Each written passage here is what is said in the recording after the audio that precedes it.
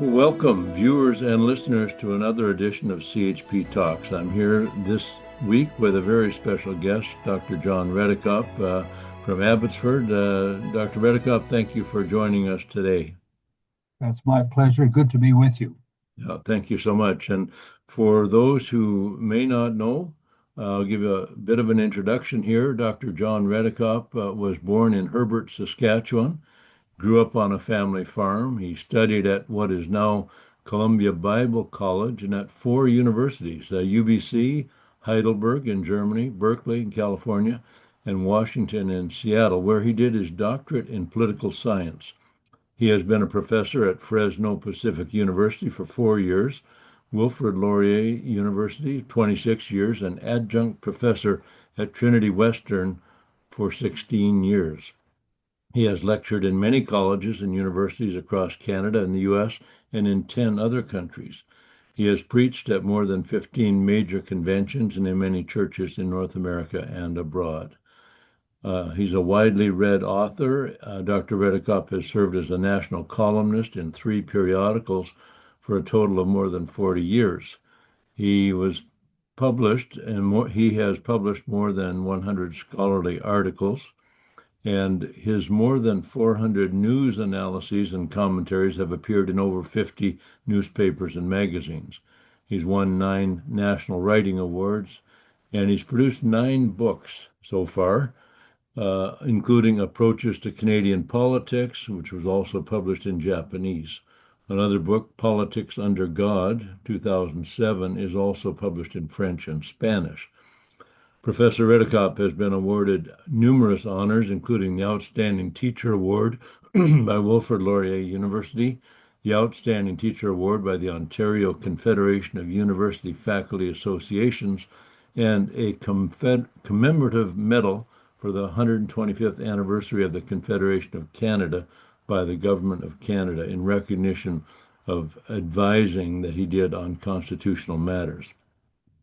In 1994, he was awarded an honorary doctorate by Trinity Western University.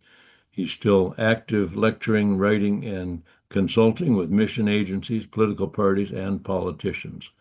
John has served as moderator of the Canadian Mennonite Brethren Conference, president of the Evangelical Fellowship of Canada, and he's served on and chaired numerous MB conferences. He served on the Stillwood Camp and Retreat Center Board for almost 22 years, and he lives with his wife Doris in Abbotsford, BC. And again, Dr. Redekop, thank you for joining us today. It's my privilege indeed to talk about these very, very important issues. Well, I was recommended to speak with you, if possible, by our mutual friend, Barry Neufeld, who has been a warrior in the trenches in the cultural battles going on in our country, and I appreciate him pointing me in your direction, and thank you for allowing me to ask you a few questions. So you've been an educator. You have a ton of experience in a wide variety of educational institutions, both as a student and then as a teacher or a professor for decades. What can you say in general about education, its importance, and perhaps its limitations in respect to preparing young people for a thoughtful, meaningful, and fulfilling role as citizens in this great country of Canada? Clearly, education is very important. We all know that. The question is what is being taught. The difficulty I see nowadays is that we are trying to remove values and virtue from public education. And that's going to create difficulty. We all know that politics, which overarches much of our life, is downstream from what we call culture, which I would say basic values of a society. We know from our study in politics that even though faith may wane, the ethos and the values of Christianity or whatever the dominant religion is tend to linger another generation. I think Western Europe is now coming to the end of that generation, where the values which grandparents and parents taught and believed in have kind of been neglected or forgotten, and now the ethical values, the ethos, is also being eroded. In Canada, the same thing has happened, but we are a little behind, and I'm hoping we can yet arrest the trend downwards. It is impossible in most of the subjects being taught anywhere from elementary to high school to university to be value free. I suppose you can do it with mathematics and maybe music and a few other technical areas. But in the humanities, the social sciences, and the arts, values come through. I'd like to quote a philosopher, a French philosopher, Luc Ferry, Ferry, if somebody wants to look it up. He was asked about the role of Christianity, and interestingly, he's an atheist. Here's what he wrote. Christianity was to introduce the notion that humanity was fundamentally identical, that men were equal in dignity, an unprecedented idea at the time, and one to which one would owe its entire democratic existence. Our whole inheritance, he says, in democracy is based on that notion of equality. That's from an atheist. Wow. And when we let that go, that's one element. Or we take another one from Edmund Burke. We know, and what is better, we feel inwardly that religion is the basis of civil society and the source of the good and all good comfort. These are words from wise people. I'd like to give one more. John Adams, the sixth president of the United States, made a very important point. He said, "We have no government armed with power capable of contending with human passions, unbridled by morality and religion. Our Constitution was made only for a moral and religious people. It is wholly inadequate to the government of any other." So, as I say, politics is downstream from our value systems. And if we don't have a value system, then our political values will be affected. In democracy, there are some basic elements in Christianity which are not found in other faiths. And I'll gladly discuss this, not the package. One is freedom. And the four basic ones are assembly, speech, press, and religion. Another one is justice, and another civility, or again, a belief in human dignity, the belief in equality of people, a belief in toleration and accountability, and care for the marginalized and needy people. These are traits that Christianity not only shares with democracy, but basically is given to democracy. Right. And in that connection, I'd like to make a very important point. I've put this in print, and I'll say it again. In the world, there are about 26 stable democracies. By that I mean more than a generation or so. In all of them, Christianity has been the dominant religion till quite recently. People will say, well, what about Japan and India?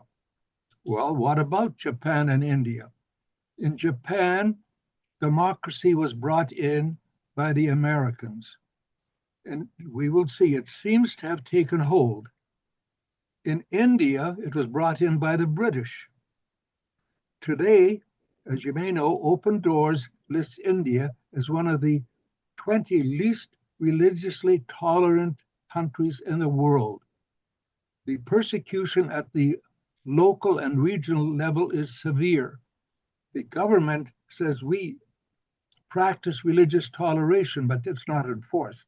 At the local level, which is where people live, it is not enforced. So I think if we reject Judeo-Christian values, and I quoted some experts who talk about it, we risk the very foundations of democracy. And I fear that in high school, which I've taught for 4 years, we have uh, neglected this very seriously. I've long argued that some of the courses in the high school curriculum could be easily modified or deleted, and we should have a course in civics, democracy, and morality. Hmm. Surely people, even of minority religions, wouldn't be opposed to that, but we have nothing like it. Sure. Well, in fact, in the public school system, as you know very well, they have substituted a set of well, you know, we may call them values. They are completely different from the things that we call values. They are basically political correctness and some you know, forced, well, compelled speech is kind of the one side of it, but forcing people to believe or to act as if they believe in a set of, sort of doctrines, man-made doctrines that is going in quite a different direction than our Christian history has led us. I'd like to give you one more quotation. It's a very famous one from Reinhold Niebuhr, who said, "Democracy is that child of which Christianity should never be ashamed." That's Oh, been widely quoted, and he wasn't a conservative Christian, but he understood what had happened. He said, "Democracy is that child of which Christianity should never be ashamed." I have some Muslim friends, and I want to make a point here, which I've made with them, and they don't really disagree. There is an international association of Muslim dominant countries. There are 56 members in that association. Some have some toleration, and I've been in 51 countries in the world. I've been in quite a few of these. I've been in Egypt. There's limited toleration. Turkey, these are sometimes cited. But in many of them, for example, Saudi Arabia, it is illegal to build a church. It is illegal to have a Christian assembly. So in these 56 countries, which are Islamic dominant, some have some religious freedom. None, my friend, none has total religious freedom. And that tends to be ignored. I had an article which I came across from a university colleague. I think he was uh, in the University of Guelph, if I have it right. He published an article on this was the essence of it. To his fellow non-Christians, he said, "Don't try to take Christianity out of Christmas or out of public education. It is that emphasis which allows us, a minority faith, to practice it in this country." I thought, now there's real insight. well, no, absolutely. So, Dr. Redekop, a good deal of your extensive writing, articles, essays, and books has been about politics, in particular about the role of politics for Christians, and our responsibility, the responsibility we have to put our faith to work for the benefit of society. Can you speak about that responsibility to us as individuals to be salt and light in the realm of politics? Well, I've had the opportunity to be involved in numerous interactions with ministers, even with MPs in Ottawa and elsewhere, with the vice president of uh, the Congo, Kinshasa, Congo, and other leaders. I will tell you, a very carefully thought out letter, even if it's one short paragraph, will carry weight. One minister in Ottawa mentioned to me once, I think he put it this way: if I get 6 carefully written letters on a topic, I will address it. Now, petitions have an effect, they too can be significant, but carefully thought out letters will carry weight because they don't get that many of them. Mm-hmm. And so I write a lot of letters to, or quite a few letters to political leaders. I try always to follow an axiom I've made for myself in life. Affirm when you can, so that you can, with credibility, criticize when you must. Mm, I use that axiom. I've used it for all my teaching. If I have to fail a paper, I first point out something positive about it. I say, now, student Jack, your point on page 2 is very well made. If you'd have done that throughout the whole paper, you would have received a passing mark. That gives them some hope. right. And so when I feel I have to criticize politicians, I try always to find something possible. And I'll tell you, sometimes I have to grope. There's not much positive to find, but I Yep, always find something. Say, right. I really appreciate what you did here, and I thank you for that. But in this area, I think you are in error. And I like to say, this is what I understand. I'm always open to more light and truth. And I even got a letter from Prime Minister Harper once, spelling out a concern carefully. So I would say write a letter. That's more useful than almost any other thing. Well, very good. Thank you. And yeah, the method that you prescribed there is excellent. Some people call that like a Paul sandwich. The Apostle Paul, even when he was critical of some of the churches that he was in contact with, he usually threw in something positive that they could cling to, even Exactly. if he was calling on them to make some changes.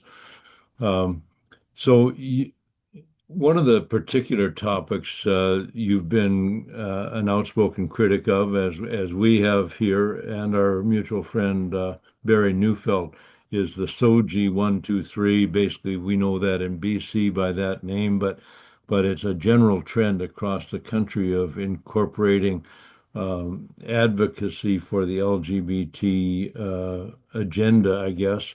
And can you summarize your views of what I call institutionalized propaganda? It's taxpayer-funded feeding of a particular viewpoint to young people who really they're in a school system where they're somewhat vulnerable to having views imposed on them by teachers. Anyway, this is a lot of this is coming from the upper echelons of political leadership. I don't know if I should call it leadership, political power in our country, both provincially and federally. And anyway, give us your thoughts about that. Sure. Yeah, this is a very prominent issue in our day. I have two general criticisms of most of the leaders of the LGBTQ homosexual community. And these are my two main criticisms, and then I'll talk about Soji. Oh, I want to say one other thing. I want to affirm Barry Neufeld. He Yes. is one of the most courageous, bold, honest, hardworking, uh, and outspoken Christian advocates I've ever met. He is outstanding. Oh, Yes. my two main criticisms are these. First of all, if you don't agree with what these people are saying, you're called homophobic. Now, it's the wrong word. Phobia is a fear, but they mean it as hatred. They just don't know better. Yeah. So Yeah. you use the word homophobia. Now, this is very juvenile and amateurish.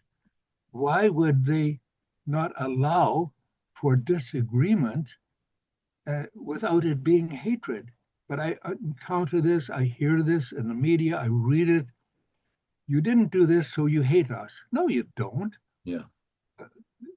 Or let me take that one step further.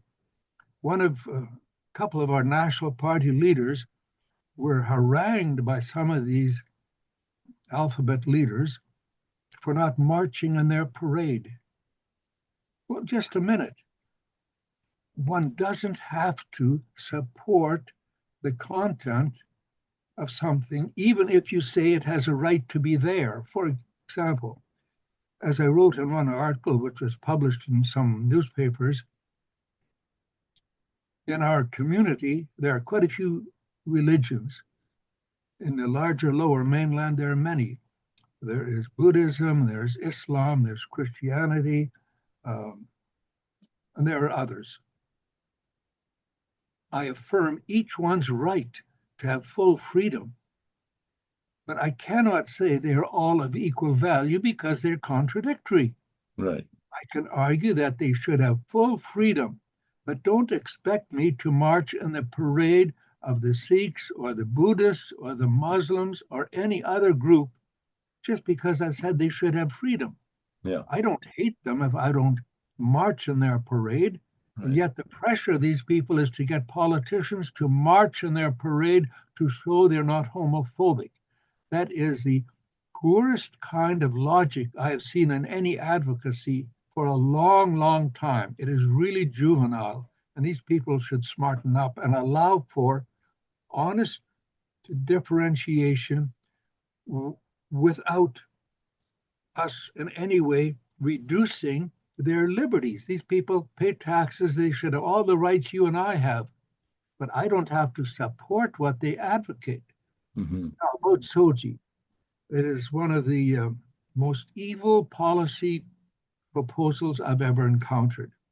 And I'll give you some specific examples. First of all, let me say it was passed, I think, on December 31 in 2016 by the Liberal government of BC. As I understand it, and I've talked to a few MLAs, they hadn't even read it. They said, here's a policy opposing bigotry, intolerance, and a variety of other things.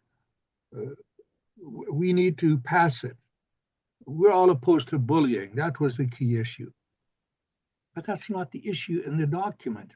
I went to the website of the Department of Education and I found a document entitled The Gender Spectrum, What Educators Need to Know. It wasn't written by the department, but it has their blessing. This is the instruction to teachers. And I will just quickly enumerate 4, 5, or 6 of the huge mistakes in this publication, which is the guideline for teachers. The first one is, and this is for kindergarten and grade 1,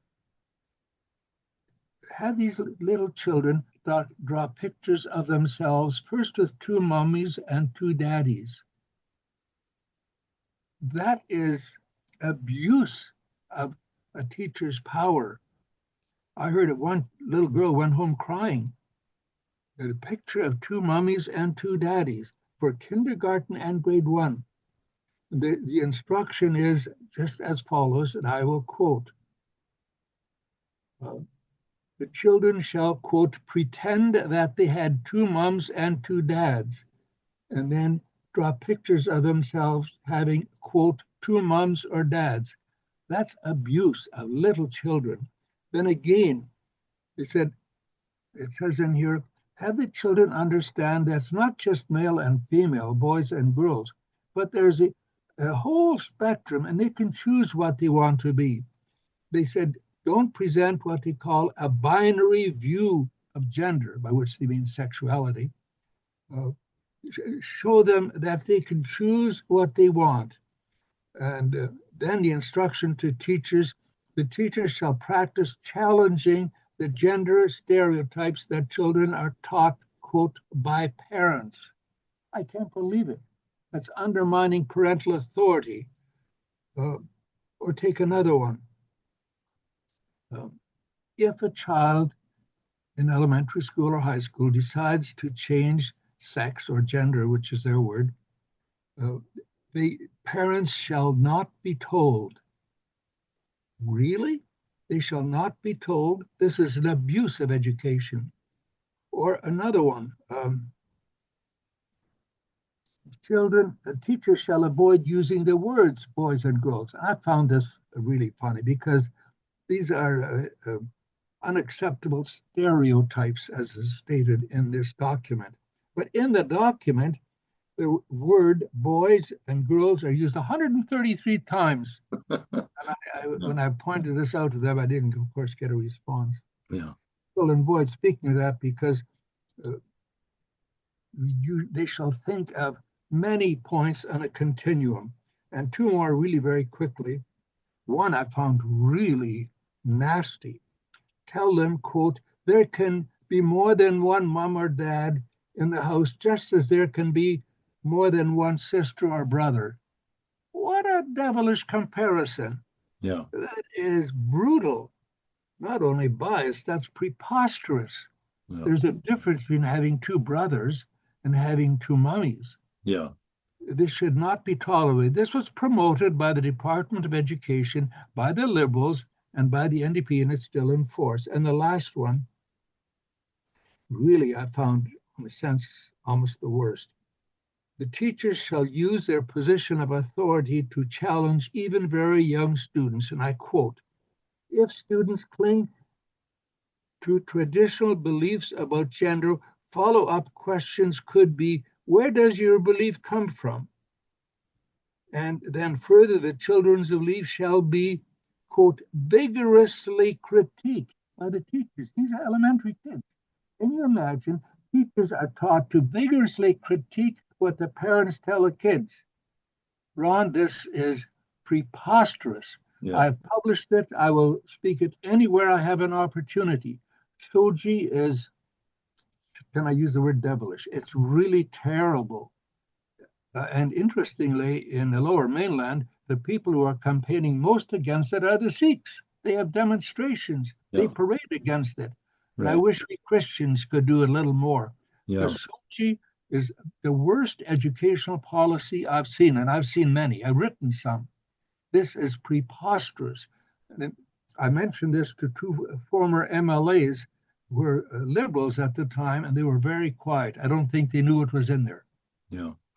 Yeah, we have challenged that how that took place, and of course there was a more recently a similar situation in the federal parliament with Bill C-4 that so-called banned conversion therapy, but where the advocacy groups were able to get the party to just stand aside and be silent in the face of this something evil that was being passed. And of course, instead of having proper debate, then you have like there was no debate on this one in British Columbia. There was no debate on Bill C-4. They were just passed in one day just by everyone being silent, and that was shameful. Both, Shameful yeah, indeed. I just yeah, add to that, as you may know, one of the last bills introduced by the Trudeau government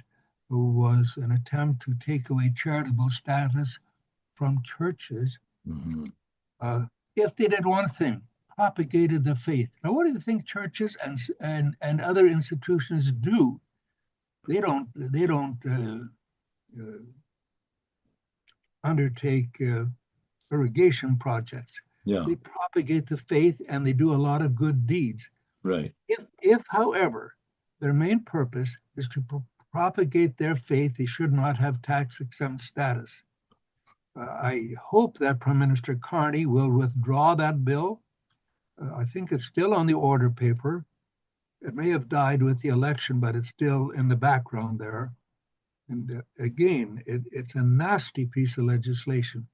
yeah, Uh, I'm doing a book now, which I hope to finish in a few months, and it addresses some of this. The tremendous contribution that churches and other religious groups make to society. It is absolutely amazing as I research what they do. We all know of Salvation Army, but there are hundreds and hundreds and thousands of other charities do a tremendous amount of good. Um, I could name some, but I won't go into that now. But there are many. I researched the Canadian and American scene. And if those charitable deeds are removed, it will be disastrous for society. Um, Not only did the Trudeau government act unwisely, they did not know what they were doing. yeah.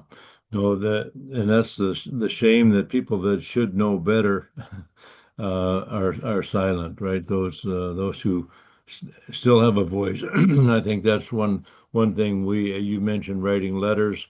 Um, that's one of the areas that Christians, by and large, I think, in my view, have fallen short in making their opinions known. And I think we call something, there's such a thing as censorship, but there's also self-censorship when people Indeed. are afraid to speak up because they don't want to be, exactly. I think that's why they use the word homophobic and hateful and bigoted. They use those phrases to scare people like us into silence. And of course, if we submit to it, then we are self-censoring the truth. There's one other thing I should mention. There are some agencies that are championing the cause for freedom. There are quite a few. In my community, Mennonite Central Committee goes to court quite frequently and does presentations. The Christian Reformed churches have some very eloquent people addressing this. So have some other groups, but the mainline churches haven't got the funds and the offices. When I was in Ottawa and did research on the uh, strength of the Christian advocacy in Ottawa, I found that the evangelical churches were more effective than the mainline, despite the large membership numbers. They didn't have the strength. One group that was quite effective was um, the Council of Catholic Bishops. They Oh, also work very, very hard. There are a number of other agencies. I want to mention one other thing in British Columbia now, which really upsets me, and I've argued against it, but so far gotten nowhere. Under our British Columbia government at this point, and it's been in effect since the NDP won or shortly after, there's a labor law which says that in any publicly funded enterprise, school, hospital, bridge, university, tunnel, irrigation, anything where BC government funds are involved, only uh, business enterprises, construction companies, etc., whose employees are organized with certain unions can bid for the job. wow. That is preposterous. The non-unionized companies, there are a number affiliated with the Christian Labour Association of Canada, whose group I strongly support. I've spoken at their convention several times. They've organized some groups in British Columbia, and none of those companies can bid on any public project. This is totally undemocratic. And the other thing that the NDP does, and they don't want this told, when they came in, they've done this in other jurisdictions as well, they removed the secret ballot for unionization. It Oh, used to be you sign a card and then a neutral person checks them out. Under our law now in British Columbia, you have to raise your hands. And if you raise them the wrong way, as one friend put it, you'll have slashed tires and broken windshield wipers. yeah. This is not democratic. And that's what Premier Eby, who should know better, he's by origin a Mennonite from Waterloo County in Ontario. Hmm. Uh, Waterloo used to be called Ebyville before it changed its name. Okay. As you know, Kitchener used to be called Berlin. Hmm. In World War I. I spent 26 years there and did research there. Eby should know better. You don't take away a secret ballot and allow intimidation. But I wish the media would take it up, but they don't. Yeah, can you imagine if they did that on a federal or provincial political spectrum and you had to vote publicly? I mean, we would get much different results than we are getting. And I think even now people are not not really voting with their heart. They're voting out of fear of something happening that they don't want to see happen. But Yeah, we can talk about that. It'd be another long conversation. yeah, Here's the way I look at it. yeah, I want to give any premier, any prime minister, and their cabinets a chance. right. Um, I have a couple of criticisms of Prime Minister Carney to begin with. One is he headed the company, we know which one, which moved its headquarters to Bermuda, I think it was, to avoid paying hundreds of millions of taxes on Canadian income. I read the other day somebody went to Bermuda and looked up the address of the company. You know what it was? A bike shop. Right. This bike shop owner had allowed his address to be used by this huge corporation just to enable them to avoid paying taxes. That's a huge flaw, I see. But I want to give Prime Minister Carney a chance to see what he can do. Um, Maybe he will have a Damascus Road experience as he takes over the prime ministership and will have higher integrity than he did in running the company. That's very, very low integrity. If you make the money in the country, you should pay the taxes. Right. So that's just one. I have a few other complaints, but I'm giving him a chance. We'll wait to see.